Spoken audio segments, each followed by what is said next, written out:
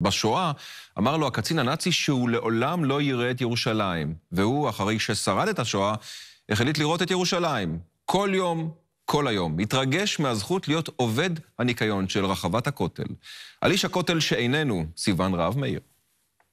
סבא אהובנו, אחרון השורדים את התופת היומה של משפחתנו בארץ הארורה. בנימין ורצברגר הובא השבוע למנוחות בירושלים בגיל 95, או במילים אחרות, בנימין איש הכותל איננו.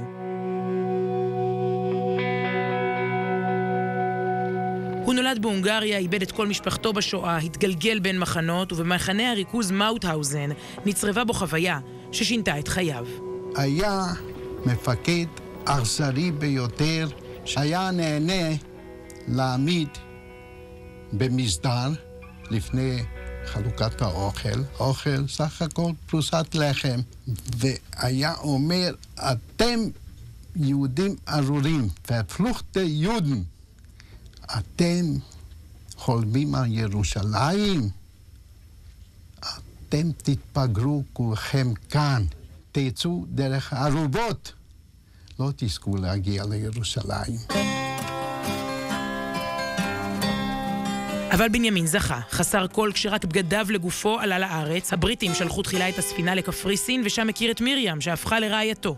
כשהגעתי ארצה, דרך הראשונה הייתה לכותל מערבי. הוא היה בהגנה, עבד בתחום הבניין, ובמשך כ-50 שנה המשפחה גרה באפולה. אך כשיצא לפנסיה החליט בנימין להגשים את החלום, להיות כל היום בכותל.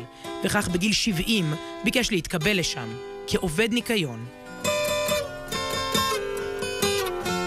אמרתי למנהל, תראה, אני רוצה לעבוד כאן, יש לי מין מחויבות מצפונית.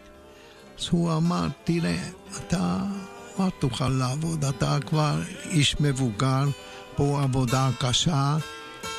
אמרתי, תראו מה שאני מסוגל ותחליטו. ראיתי את העזובה, קורי עכביש, הרצפה מטונפת.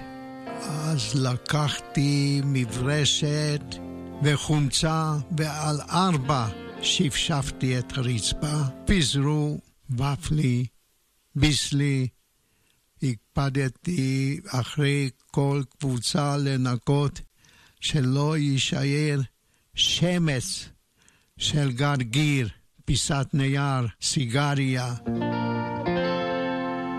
אבל הוא לא רק ניקה, הוא גם חינך. בנימין הפך לסמל. רבבות מבקרים מהארץ ומהעולם פגשו אותו לאורך השנים. החלטנו שכל אורח רשמי של מדינת ישראל שמגיע אלינו חייב לפגוש את בנימין. הוא אומר לכל אורח רשמי, בעוצמה, שקלתי 26 קילו, והשפתיים נלמלו לשנה הבאה בירושלים.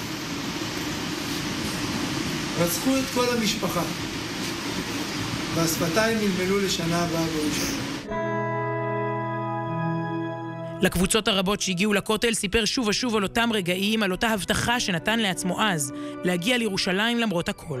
הקצין אמר שאתם יהודים ארורים, חולמים על ירושלים, אף אחד מכם לא יזכה להגיע לירושלים. בחסדי השם זכיתי לצאת מהתופת, ואותם האבנים שהיה בשבילנו מקור של תקווה, זכיתי למשש בידיים כאילו ימות המשיח. אי אפשר להאמין שבן אדם שככה כל יום מחייך וכזה מאור פנים עבר כל כך הרבה. להפעיל לכולנו שנחפש תמיד רק את הטוב ואת היפה. תודה רבה. תודה רבה.